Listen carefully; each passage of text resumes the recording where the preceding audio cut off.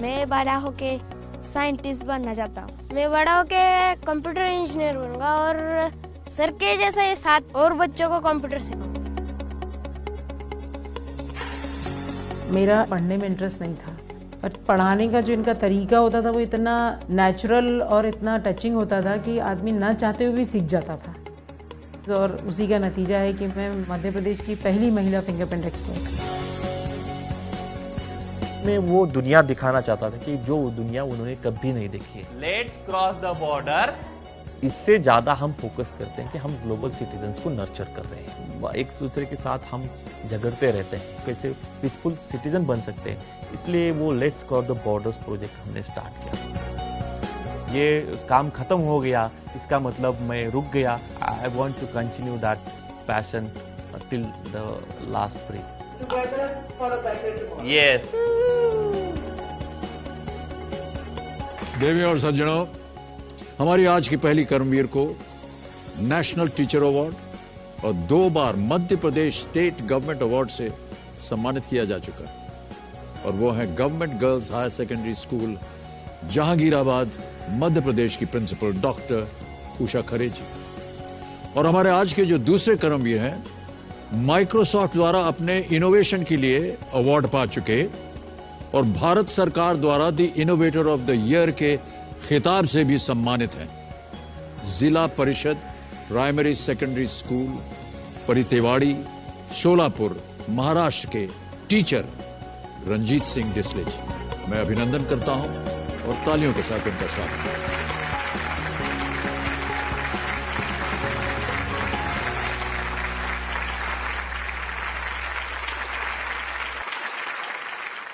किस चीज ने आप दोनों को प्रोत्साहित किया कि हमें शिक्षक बन जाना चाहिए?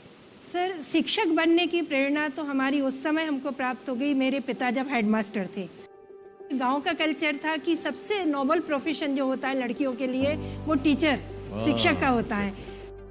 एक्चुअली मैंने ये डिसाइड नहीं किया था। मेरा बचपन से लगाव टेक्नोलॉजी से था और मैं इंजीनियर बनना चाहता था जी। और 6 महीने तक मैंने इंजीनियरिंग कॉलेज में पढ़ाई भी की, मगर बाद में मुझे वो पढ़ाई छोड़नी पड़ी बिकॉज ऑफ बुलिंग एंड। तो मेरे पिताजी जो टीचर ही थे, तो 6 महीने के बाद वो मुझे बोले कि why don't you try teachers training college में जाओ। और वो 6 महीने मेरे लाइफ चेंजिंग मोमेंट रहे। और उस 6 महीनों में मुझे पता चला कि टीचर्स कितने अहमियत रखते हैं।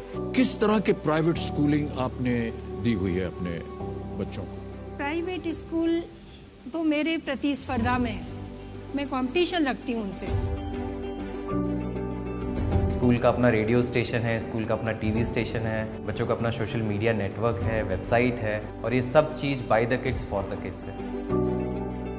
कहीं ना कहीं गवर्नमेंट स्कूल के बच्चों में एक सेंस ऑफ इन्फीरियरिटी रहती है। उस इन्फीरियरिटी के कारण उनमें एक थोड़ा सा कॉन्फिडेंस में कमी आती है। तो वो एक चीज़ जब बच्चा इस स्कूल में आता है और जब स्टेज पे चढ़ता है और जब प्राइज़ जीतता है नेशनल लेवल पे, तो कहीं ना कहीं हम उस कॉन्फिडेंस को बहुत बड़ा बूस्ट देते हैं। इन गवर्नमेंट स्कूल में भी वो बात है, और मैं भी एक ब्रांड वैल्यू को रिप्रेजेंट करता हूँ।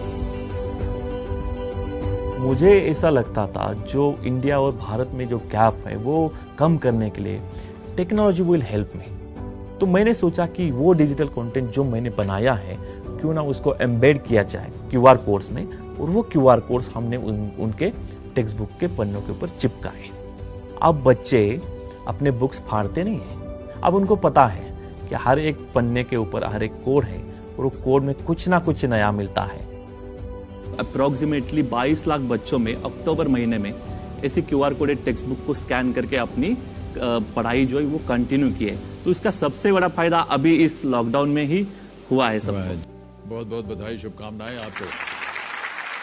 तो देवी और सज्जनों, ये कहना गलत नहीं होगा कि हमारे देश के साइंटिस्ट, डॉक्टर्स, इंजीनियर्स, एथलीट्स और कई क्षेत्र आज दुनिया भर में ख्याति प्राप्त कर रहे हैं, सम्मानित हो रहे हैं। उन सब के पीछे कहीं ना कहीं एक शिक्षक का हाथ, एक टीचर का साथ है और एक गुरु का आशीर्वाद। आज इस मंच के माध्यम से हम उन सभी टीचर्स के प्रति सम्मान प्रकट करना चाहते हैं। उन सभी को इस देश का, इस मंच का और हर माता पिता का अनेक अनेक धन्यवाद और मेरा प्रणाम।